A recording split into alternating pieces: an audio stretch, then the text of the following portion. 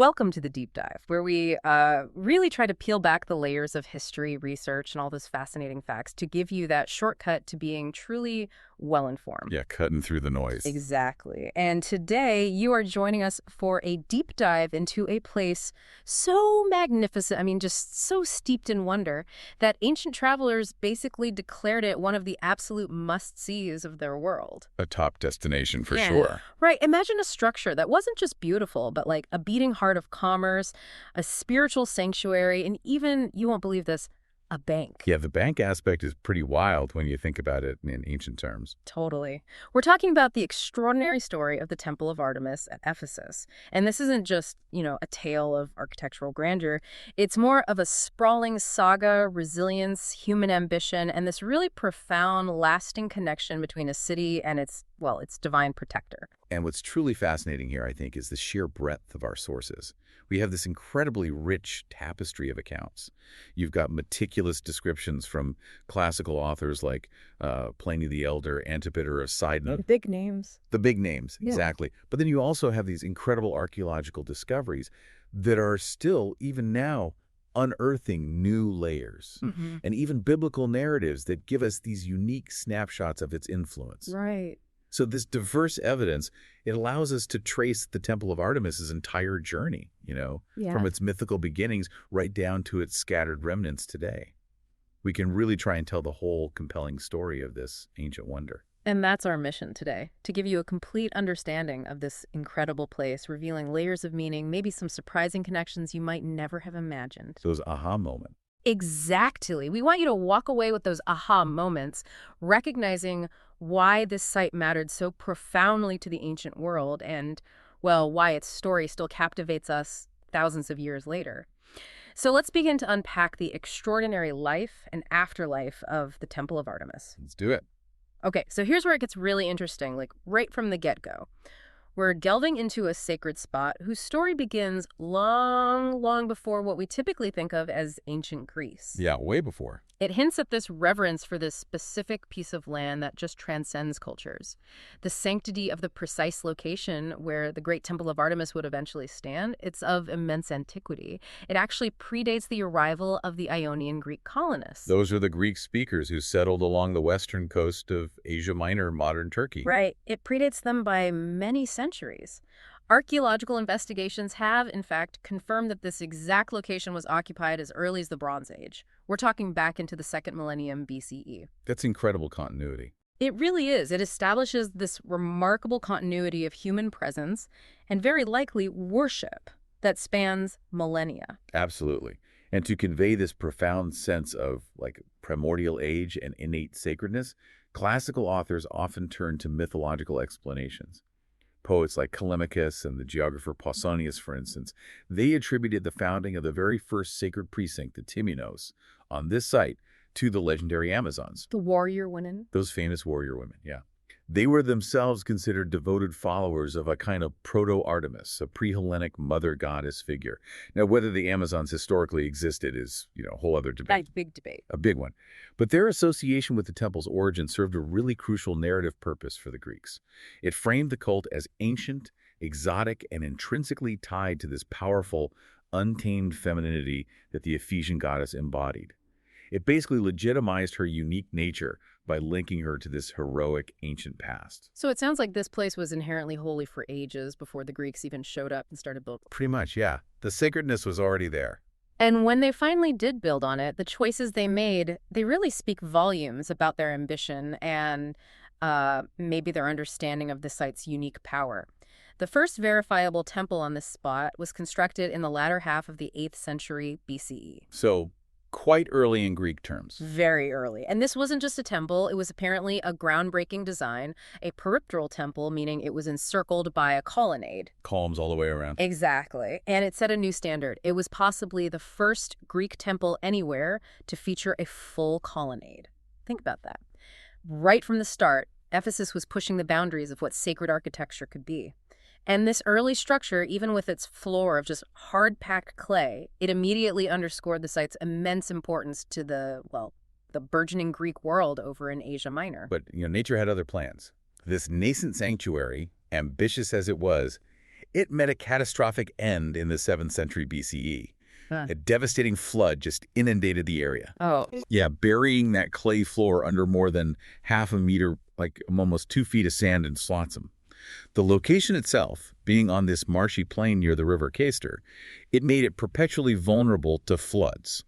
Centuries of silt deposits were just gradually raising the ground level. so why build there? It seems counterintuitive. It does. Interestingly, the Roman writer Pliny the Elder, writing much later, he rationalized this seemingly peculiar choice. He suggested it was a deliberate engineering decision built on soft ground to mitigate the danger of earthquakes. Ah, okay, like shock absorption. Sort of, yeah. And he said the foundations were laid on packed charcoal and sheepskins to provide stability in that soft ground. Okay, a good engineering solution sounds practical, but what does this tell us about the people, the why behind it? Why keep rebuilding there? That's the crucial point. The unwavering commitment to rebuild on that exact marshy plain, despite repeated floods, despite the inherent challenges, it speaks to a deeply ingrained sacredness of location. It suggests this powerful belief that the divine power resided not just in the building, but in the earth itself. The genius loci. Exactly, the spirit of that very place. This specific geographic point was evidently considered intrinsically holy. It just could not be relocated. The Ionian Greeks didn't choose this site from scratch. They inherited its deep sanctity from the indigenous Anatolian peoples who revered it for millennia before them. Its power was just inextricably tied to the land itself. A sacredness that no flood could wash away. Precisely. And it demanded that any new temple rise from the exact same earth as the one before. This enduring sanctity of place, that's really the foundational lore upon which all the subsequent grandeur, destruction, and rebirth were built. Okay, so moving from the power of the place itself to the deity, the goddess worshipped Ephesus was, well, she sounds as unique as the site. Oh, absolutely. Although the Greeks called her Artemis, she was a deeply syncretic goddess. A complex and powerful fusion of the Hellenic virgin huntress, the Artemis we might typically imagine. With the bow and arrow. Right. A fusion of her with a much older, more potent Anatolian mother goddess, most likely Spile. So this Artemis Ephesia, as she's known, differed profoundly from her Greek counterpart. She wasn't primarily a goddess of the hunt. What was she then? She was a potent symbol of fertility, the divine protectress of the entire city of Ephesus, and a guarantor of refuge, of sanctuary, for all who sought her protection. And her distinct, multifaceted nature was most vividly expressed in the striking iconography of her cult statue. We have Roman copies, right, that give us our best visual evidence. Yes, exactly. Those copies show a figure with a remarkably stiff, almost columnar posture, which suggests it might have reflected the form of the original archaic wooden cult image that's sewn on, which would have been much older and probably quite simple. And the headdress. Her head is often adorned with a high-pillared headdress or a corona muralis, a mural crown. That was a Hellenistic symbol of a goddess as the protector of a city and its walls. Okay, makes sense. Protecting the city. Right. And her garment is like this rich tapestry of symbolic fauna you see: stags, lions, griffins, and significantly, bees. Bees. Why bees? Bees were a key civic emblem of Ephesus. They appeared on their coins, and they're closely associated with her priestesses, who were even called Melissae, which means bees. Huh. Interesting connection. Very. But most famously, the goddess's torso is covered with this cluster of many round globules. Ah, yes, the multiple breasts. That's what everyone thinks of. For centuries, yes. They were almost universally interpreted as multiple breasts, a very overt and, straightforward symbol of her immense role as a fertility goddess, overflowing with life-giving abundance. I sense a butt coming. But modern scholarship has proposed some really fascinating alternative theories that deepen and complicate our understanding of her syncretic identity. It turns this seemingly obvious detail into a real puzzle. Okay, like what? Well, one prominent interpretation suggests they aren't breasts at all, but actually the scrota of sacrificed bulls. Whoa, okay, that's different. Very different. It would directly link her to the more ecstatic, bull-centric cults of the Anatolian goddess Cybele, a deity associated with wild nature and powerful procreation. Another theory posits they might be bee eggs. Bee eggs, connecting back to the priestesses. Exactly, connecting back to her Melissae, the bee priestesses, and maybe symbolizing the incredibly organized, industrious, almost hive-like structure of the city she protected. So those famous breasts on Artemis Ephesia, for centuries, they were seen as obvious symbols of fertility. But what if that obvious interpretation was completely wrong, hiding an even more fascinating truth about ancient beliefs? It's entirely possible. And it's also worth noting the original archaic statue was likely carved from wood, right, and probably adorned with removable jewelry and ornaments. Amber globules, which are strikingly similar in shape to those depicted on the statues, have actually been found at the site, So they might have just been tacked on, like ornaments. possibly part of her ritual costume. Yeah, rather than her intrinsic anatomy. So this complex iconography, it wasn't just decorative. It was a powerful theological and political statement written in a visual language. The cult statue served as this masterful work of religious diplomacy, you could say. How so? Well, it visually reconciled the diverse cultural identities of Ephesus's inhabitants. For the Ionian Greeks, she looked enough like their familiar Artemis. For the native Anatolians, she evoked their ancient Great Mother. And for all Ephesians, with her mural crown and civic symbols like the bees, she was the divine embodiment and protector of their bustling, thriving city. So she was kind of all things to all people there. Exactly. This brilliant syncretism was the key to her immense and widespread appeal. It made her cult a powerful unifying force that drew worshippers from across the entire Mediterranean world. And the worship itself, it must have been central to life there. Oh, absolutely. The worship of Artemis Ephesia was truly the vibrant core of the city's civic and religious life. It all culminated in this spectacular annual festival known as the Artemisia. Artemisia. Okay. When did that happen? It was celebrated during the spring month of Artemisian, which corresponds roughly to our modern March and April. And this was no mere local affair. It was a pan-Ionian national holiday, like a major event for all the Ionian Greek cities. A big deal then. Huge. A grand celebration that drew vast crowds, pilgrims, merchants, dignitaries from every corner of the Greek world and even beyond. There's even an edict from the Roman era, around 162 CE, that declared the entire month sacred, strictly forbidding public business during the holy days of Artemis. Imagine that, an entire month dedicated to this goddess. Wow. Imagine standing there on the sacred way watching this grand procession. Scale must have been incredible. Yeah, the sounds of hundreds of voices singing, the smell of incense, sacrificed animals, the vibrant colors. This wasn't just a religious ceremony. It sounds like the ancient world's biggest party. It really was a spectacle, drawing everyone from distant kings to local merchants. The festival was this multifaceted event, blending solemn sacred ritual with exuberant civic celebration.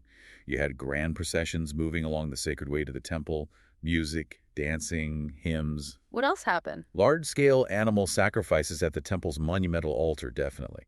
But also athletic contests, poetic competitions, musical performances. The writer Xenophon of Ephesus even notes that the festival served as a popular social occasion, a place for young men and women to meet and potentially choose their future spouses. A matchmaking festival, too. Apparently so. With their union confirmed by a sacrifice to the goddess, it was a complete sensory immersion into the life and faith of Ephesus. And the clergy running all this, did they reflect that mixed identity, too? They did. The temple's clergy reflected the goddess's syncretic nature. It included eunuch priests known as megabizoi. Which sounds like the Cybele connection again. Exactly. Reminiscent of the ecstatic cult of Cybele. But it also included virgin priestesses who were called melissae, or bees, connecting them back to the sacred symbolism of the city. And what about these mysteries you hear about sometimes? Right. Inscriptions from the Roman period frequently mention magistrates and priestesses conducting mysteries, or mysteria. Now, while that term often evokes secret initiation rites, like for Dionysus, Right, secret ceremonies. there's actually little direct evidence for a formal, structured initiation for Artemis Ephesia. The term mysteria might have been used more generically here, just to lend an air of solemnity and grandeur to the various sacred ceremonies and sacrifices performed in her honor, highlighting their profound significance. Okay, so maybe not secret handshakes, just very important rituals. Probably something like that. Ultimately, the Artemisia festival was far more than just a religious observance.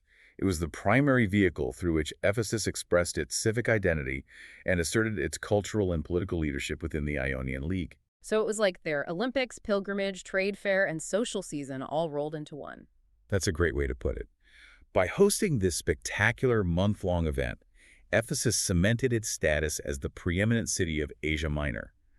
To worship Artemis Ephesia was to participate in the life of this great metropolis at the height of its power and prestige, reinforcing its place as a beacon of the ancient world. Which brings us back to the temple itself, this incredible structure. Indeed.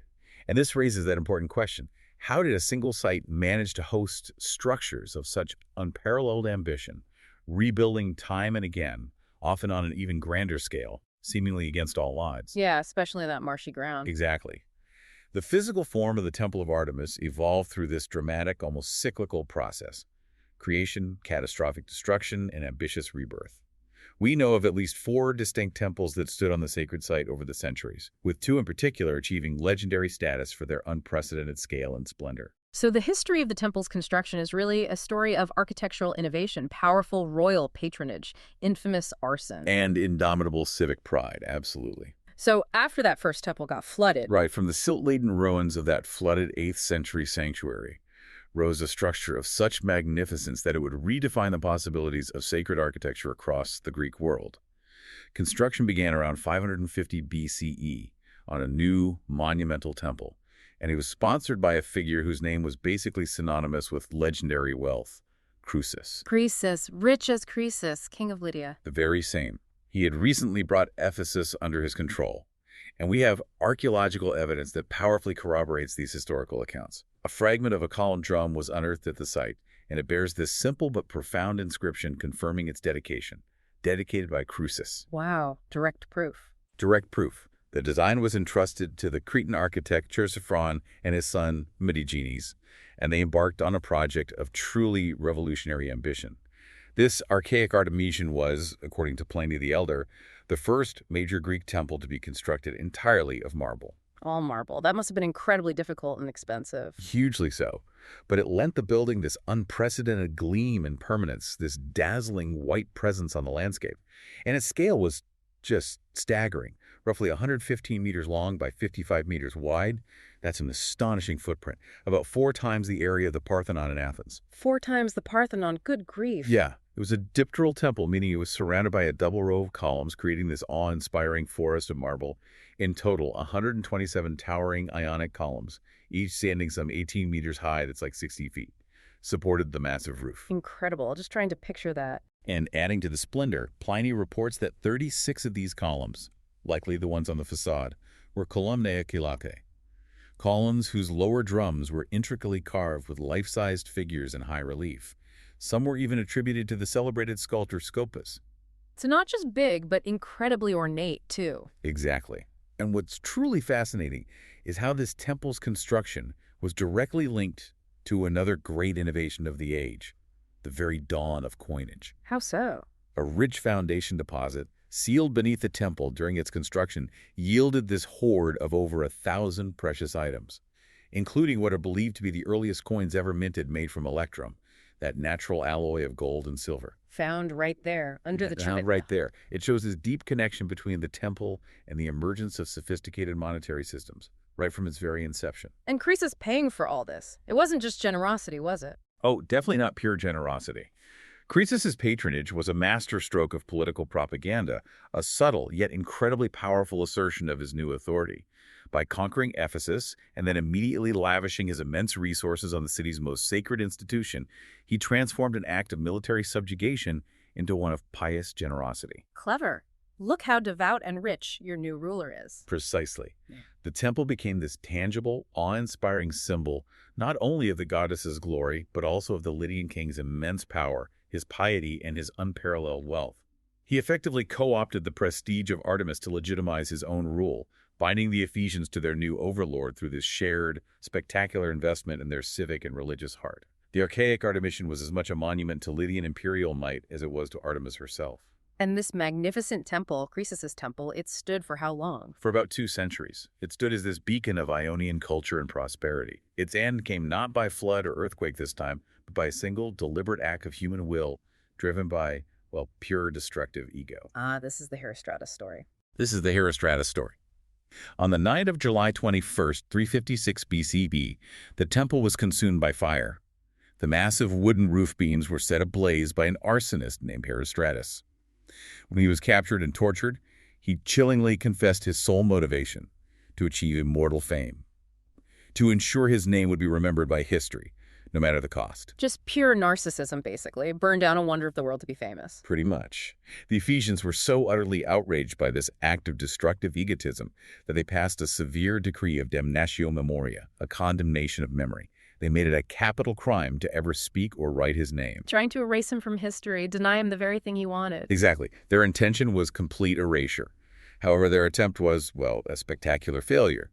Later historians, notably Theopompus and Strabo, they considered the story too significant to omit and recorded his name for posterity. So they ironically fulfilled his twisted ambition. They absolutely did. His name has since become an eponym. Herostratic fame now denotes notoriety gained specifically through destructive acts, forever linking his name to the very act of destruction. The ultimate cautionary tale of ego, right. They tried to erase him, and in doing so, guaranteed his twisted wish for immortality. But there's more to this story, isn't there? Something about Alexander the Great. Yes, and what's even more intriguing is how ancient historians imbued this event with this deeper, almost cosmic significance. They noted, quite pointedly, that the temple burned on the very night that Alexander the Great was born. The exact same night, seriously. According to the accounts, yes. Yes. The historian Plutarch famously recorded the witty explanation offered for this extraordinary coincidence. Artemis was simply too busy attending to the birth of the future conqueror to save her own temple. Huh, that's clever, but probably not literally true. Almost certainly a deliberate narrative construction by ancient writers, yeah. It transforms a historical event into this powerful myth about destiny. It frames history as a grand drama, where the fall of one wonder of the world is cosmically balanced by the arrival of another, Alexander himself. So it elevates Alexander's birth, makes it seem fated, divinely significant. Exactly. It provides this mythological foreshadowing of his future greatness and divine favor, a masterful piece of historical storytelling.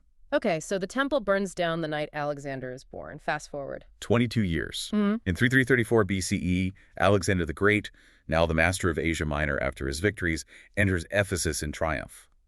Aware of the legend connecting his birth to the temple's demise, he magnanimously offers to pay for the entirety of its reconstruction. A generous offer, but there was a catch. There was one significant condition.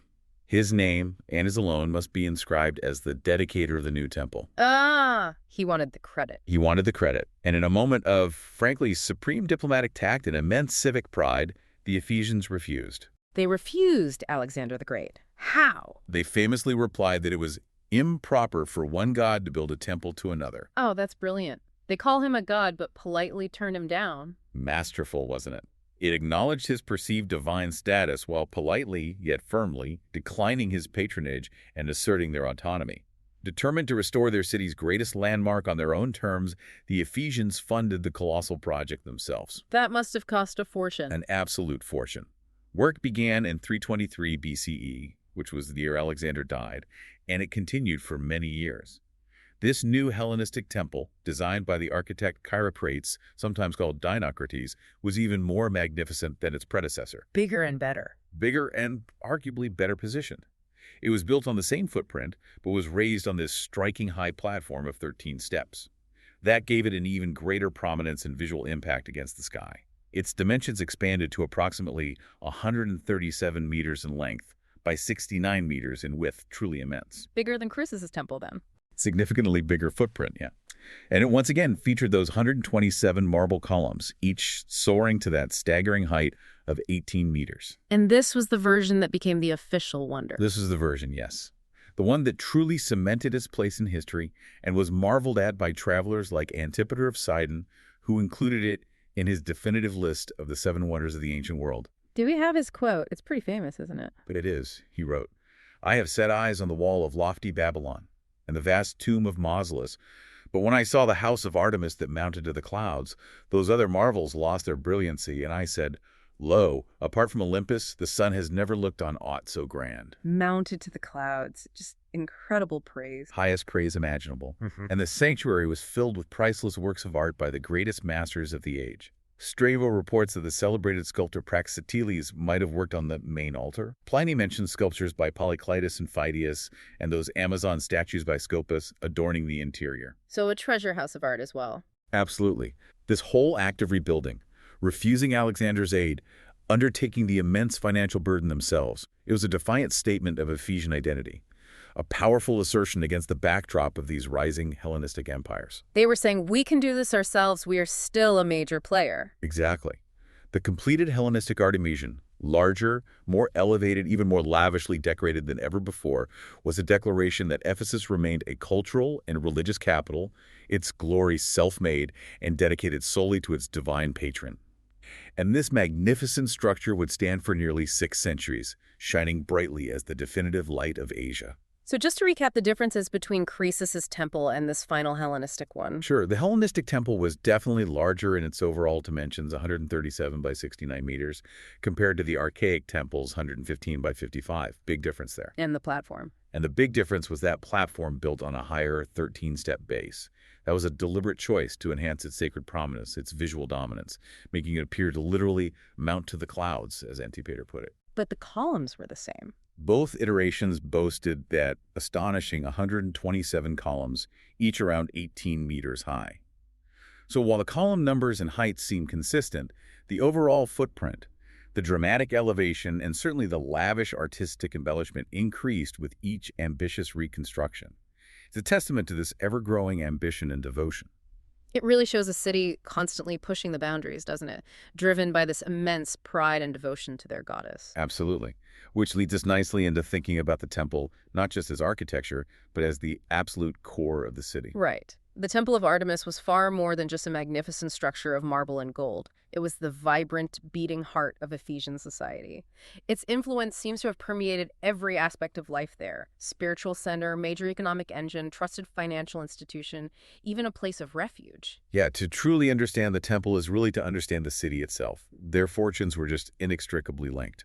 A grand symbiotic relationship. So let's talk economy first. How did it drive things? Well, the Artemision was, without question, the primary driver of the Ephesian economy. Its renown as one of the seven wonders transformed Ephesus into the premier destination for tourism and pilgrimage in the ancient world. Year after year, you had this constant surging stream of visitors, merchants, kings, artists, philosophers, devout worshippers flocking to the city from all over Asia Minor and the wider Mediterranean. All spending money. All spending money. This influx generated immense and sustained wealth. Pilgrims brought offerings, money, jewelry, other precious goods to dedicate to the goddess, swelling the temple's treasury. And the city's infrastructure, inns, taverns, bustling markets, thrived on serving these travelers. It created this whole vibrant ecosystem around the temple. And there was a specific cult economy, too, people making souvenirs. Exactly. A significant portion of the local economy was directly tied to the cult. You had this entire industry of artisans and craftsmen, famously exemplified by Demetrius the silversmith, who gets mentioned in the New Testament. Oh, right. The Book of Acts. That's the one. He and others like him made their living by producing and selling miniature silver shrines and other religious paraphernalia to visitors. Think ancient tourist trinkets, but sacred ones. And the building itself must have employed loads of people. Oh, hugely. Beyond souvenirs, the sheer scale of the temple's construction and its ongoing maintenance was a massive public works project. It provided stable employment for generations of architects, sculptors, master craftsmen, common laborers. Records even indicate that skilled workers on the temple received wages higher than those of soldiers or other laborers. Wow, so working on the temple was a prestigious, well-paid gig. It really highlights the economic importance of their craft. The temple's economic importance was so fundamental, so central, that any perceived threat to the cult of Artemis was immediately understood as a direct existential threat to the city's prosperity. Which brings us back to Demetrius and the Apostle Paul. Precisely. That dynamic is vividly illustrated in the Book of Acts. It offers this fascinating glimpse into the intersection of faith and finance back then. When Paul preaches in Ephesus against gods made with hands, he isn't just challenging a spiritual belief. He's threatening their bottom line. He's shaking the very foundation of this cult economy. Demetrius the silversmith, fearing for his livelihood and the entire industry, he incites a riot. He shouts to his fellow craftsmen that Paul's teaching threatens not only their specific trade, but also the majesty of the great goddess herself, whom all Asia and the world worship. So this wasn't just about belief, was it? For many Ephesians, their wallets were tied directly to the goddess's perceived power. Absolutely. The ensuing 2-hour chant of "Great is Artemis of the Ephesians" in the city's grand theater, that was as much an economic protest, a defense of their very livelihoods, as it was a religious one. It really raises a fascinating question about that intersection of faith and finance in the ancient world, doesn't it? It really does. This incident reveals this powerful, self-reinforcing system. The temple's immense religious prestige attracted pilgrims and wealth. That wealth was then interpreted as tangible proof of the goddess's power and favor, which further enhanced her prestige, drawing even more worshippers, generating more wealth. A feedback loop. A powerful feedback loop. Mhm. It was the source of Ephesus's strength, but it also contained this critical vulnerability. The entire economic model was predicated on a specific set of religious beliefs. So the emergence of a new, compelling ideology like Christianity posed a mortal threat, not just to faith, but to the entire economic structure built around it. And speaking of money, there's the whole bank aspect you mentioned earlier. How did that work? Right. In a world without formal, state-insured financial institutions like we have today, the great temples of antiquity often served as the safest places to deposit wealth, and the Artemision was preeminent among them. Multiple sources confirm that the Temple of Artemis functioned as one of the most important banks in the ancient world. Because people just left their money there. Pretty much.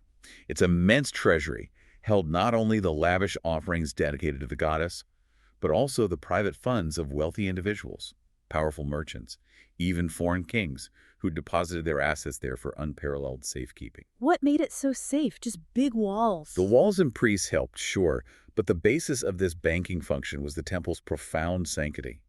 The ultimate guarantee was supernatural. To steal from a temple wasn't just theft, it was sacrilege. A heinous crime against the deity herself that was believed to invite swift and terrible divine retribution. Divine Meepo men. Something like that.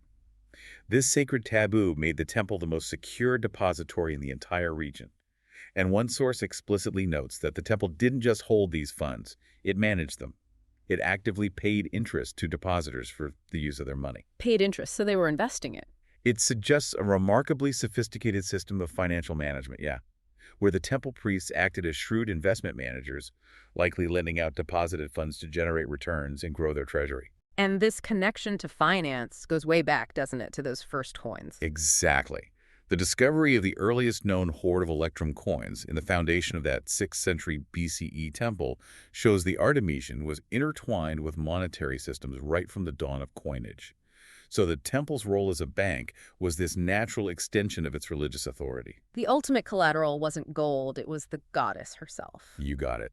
It leveraged its immense religious capital to create and manage financial capital. Divine power was, quite literally, the most reliable form of insurance back then, making the Artemision the most trusted and significant financial institution in all of Asia Minor. Amazing. Okay, so it's a religious center, an economic engine, a bank. What else? You mentioned refuge? Yes, asylum. Beyond its economic and religious roles, the Temple of Artemis performed this crucial social function as an internationally recognized place of asylum or sanctuary. So people could run there for safety. Exactly. Imagine a society without modern legal protections or social safety nets. Within the sacred boundaries of the temenos, the temple precinct individuals fleeing persecution, legal punishment, or even crushing debt could find protection under the direct authority of the goddess. How did that work? Were they just immune inside the walls? Pretty much. This right of refuge placed the supplicant in a kind of liminal space where the laws of the city and the power of the state were held in abeyance.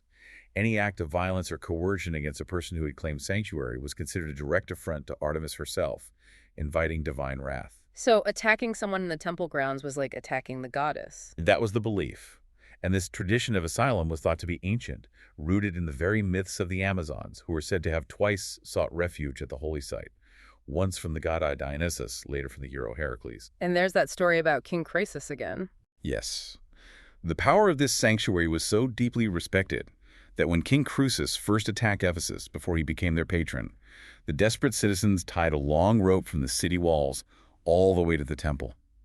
It was a symbolic act, hoping to extend the goddess's protective aura over the entire city, a powerful gesture of faith in her protective power. Wow. This function, as a place of absolute sanctuary, it really underscores the profound spiritual and social authority the Temple of Artemis held, doesn't it? It really does. It effectively carved out this realm where divine law could override human law.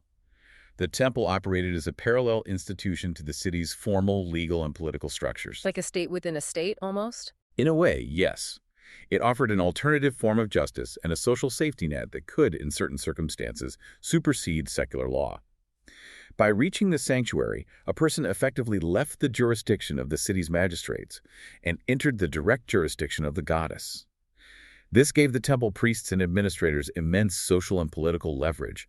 The Artemision wasn't just a building in the city, it was a sovereign space, a sacred enclave where the divine law of Artemis could override the human laws of Ephesus, adding another profound layer to its power and influence. So this magnificent structure, this powerhouse, stood for centuries. What finally brought it down? Well, for nearly 600 years, that amazing Hellenistic Temple of Artemis stood as this shining symbol of the prosperity and stability of the Hellenistic and Roman worlds. Its gradual decline and eventual destruction weren't really isolated events. They were intimately linked to the great crises and profound cultural and religious transformations that started shaking the Roman Empire from the 3rd century CE onward. The temple's fate, in many ways, became a kind of microcosm of the wider collapse of the classical pagan world and the rise of a new one. Okay, so what was the first major hit? The first truly catastrophic blow to the final temple came during that tumultuous period known as the crisis of the 3rd century. This was a time of just pervasive civil war, economic collapse, relentless barbarian invasions. It brought the Roman Empire to the very brink. A really chaotic time. Extremely chaotic. And in the mid-3rd century CE, specifically during the reign of Emperor Gallienus, a formidable naval expedition of Goths and other Germanic tribes swept out of the Black Sea and into the Aegean. They left this trail of devastation along the wealthy coastline of Asia Minor. And they hit Ephesus. They hit Ephesus hard. The 6th century historian Jordanes gives us the most explicit account of the temple's tragic fate. He records that around the year 262 CE, though some sources vary slightly on the exact date, Gothic leaders, quote, laid waste many populous cities and set fire to the renowned Temple of Diana at Ephesus, Diana being the Roman name for Artemis. So they deliberately burned it. It wasn't an accident. Doesn't sound like it. This was no random act of vandalism. It seems like a deliberate strategic strike against a high-value target. The Goths, taking advantage of Roman internal weakness and preoccupation, specifically targeted Ephesus for its immense wealth and its famous temple as the most prominent symbol of that wealth and Roman prestige. And apparently this raid happened amidst widespread chaos. There had been a powerful earthquake in the region recently, too, which might have weakened the city's defenses. Imagine the sheer shock and horror. For centuries, this place had been considered absolutely untouchable, protected by divine power, imperial might. Yet burning wasn't just a loss of architecture. It was this terrifying symbol that the world was truly, irreversibly changing. So this Gothic raid, that's really the beginning of the end. It's the most historically reliable event, marking the beginning of the temple's terminal decline, yes. While we don't know the exact extent of the damage, the fire likely consumed the massive timber roof and gutted the interior, leaving the marble shell a fire-blackened, empty ruin. It was a blow from which the temple, and really the city of Ephesus itself, would never fully recover. A sign the Pax Roma was over. Definitely. For centuries, the temple had thrived under Rome's protection, embodying its stability. Its violations showed the people of Asia Minor that neither the emperor nor their patron goddess could shield them anymore from the brutal violence of a changing world. The temple's vulnerability was a direct reflection of the empire's vulnerability. So the Goths left it a ruin. What happened next? How did it finally disappear? Well, the Gothic raid left it derelict, though still immense, obviously. Its final, definitive demise was sealed not by a single cataclysm, but by a slow, inexorable process, driven by the most profound cultural shift of late antiquity, the triumphant rise of Christianity across the Roman Empire. Ah, the changing of the guard, religiously speaking. Exactly. In 391 CE, Emperor Theodosius I, who was a fervent Christian, issued these powerful edicts that officially closed pagan temples throughout the empire. This effectively outlawed the public practice of the old religions and paved the way for their systematic dismantling. So the government shut it down. Was it torn down then? The narrative of its final destruction is a bit complex and sometimes contested. Some later Christian sources, often quite polemical or frankly apocryphal in nature, attribute its demolition to a specific dramatic event. Like what? Well, the apocryphal Acts of John tells this fanciful tale of the Apostle John miraculously causing the temple altar to shatter and half the building to collapse, just through divine intervention. Probably not historical fact. Highly unlikely. Ugh. More historically cited is the claim that St. John Chrysostom, the formidable Archbishop of Constantinople, personally led a mob to Ephesus around 401 CE to tear down what remained of the pagan sanctuary. Chrysostom himself, leading a demolition crew. That's the claim. However, it's important to note that this specific account is primarily promoted by Chrysostom's theological and political rivals, like Cyril of Alexandria. so it might well be an exaggeration, or even a fabrication designed to tarnish his name. We should probably view it with a degree of skepticism. Okay, so maybe not a dramatic mob scene. What's the more likely story? What's truly fascinating here, and more historically verifiable, is that the final destruction probably wasn't a single dramatic event, but a slow, almost industrial process of spolia, Spolia, meaning meaning the reuse of building materials from older structures. The more certain fate of the temple was its gradual but systematic dismantling. In the new, ascendant Christian Ephesus, the magnificent ruin became essentially a conveniently located high-quality quarry. they just recycled it. They recycled it. Over the following centuries, its precious marble columns, intricately sculpted friezes, massive foundation blocks, they were systematically stripped away and reused for the construction of new buildings. This process was both utilitarian and deeply symbolic. Well, the physical material of the old pagan world greatest sanctuary was quite literally repurposed to build the monuments of the new Christian order. Great quantities of marble from the Artemision were used to construct the nearby Basilica of St. John. The one built overlooking the temple site. Exactly. Built on a hill, strategically overlooking the temple site, a clear, undeniable statement of religious succession and triumph. So they literally built the new faith on top of the old one, using its stones. Quite literally. Other stones were hauled away for local churches, fortifications, even burned for lime, which was used in mortar. There's even this persistent medieval legend, probably false, but telling they claims some of the stunning green columns in the Hagia Sophia in Constantinople were taken directly from the Artemision. Wow. Even if it's not true, it shows the enduring memory of its grandeur. Exactly. It became this symbolic source of materials for the new Christian empire.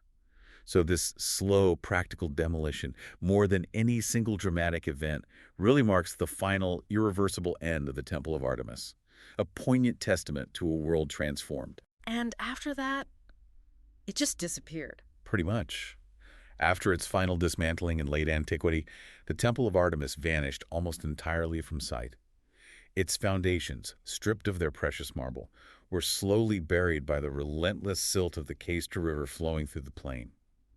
For over 1,000 years, one of the 7 wonders of the ancient world was truly lost to history. Its exact location became a profound mystery. So lost that people doubted it existed. So complete was its disappearance that by the 19th century, many serious scholars and travelers doubted it had ever truly existed on such a grand scale. They thought it might be a little more than a legend. Until one guy became obsessed with finding it. Exactly. Its rediscovery was a result of the singular determination of one remarkable man, John Turtle Wood. He was a British architect and engineer actually employed by the Ottoman Railway Company to design stations in the region. A railway architect. Yeah, but he became utterly fascinated by the legends of Ephesus and obsessed with finding the lost temple. In 1863, he secured sponsorship from the prestigious British Museum and began his audacious quest. How did it go at first? For 6 grueling years, his efforts yielded nothing but frustration. He and his crew dug trench after trench in this alluvial plain outside the ruins of the Roman city. They faced immense difficulties fluctuating funding, his own deteriorating health in the harsh climate, the complex bureaucracy of getting excavation permits from the Ottoman government. Sounds like a nightmare. It was a true test of grit and unwavering belief. So what was the breakthrough? How did he finally find it? The breakthrough, when it finally came, was the result of remarkable archaeological detective work. While excavating near the great theater of Ephesus, Wood unearthed a long Roman inscription. An inscription? What did it say? It meticulously detailed the route of sacred processions that took place during the Artemisia festival. It specified that the procession exited the city through the Magnesian Gate and proceeded along a sacred way directly to the Artemision before returning. Ah, a map. Sort of. A textual map, exactly. With this crucial clue, Wood was able to trace the likely path of the ancient road. And finally, on December 31st, 1869, right on the cusp of a new year. Dramatic timing. Very.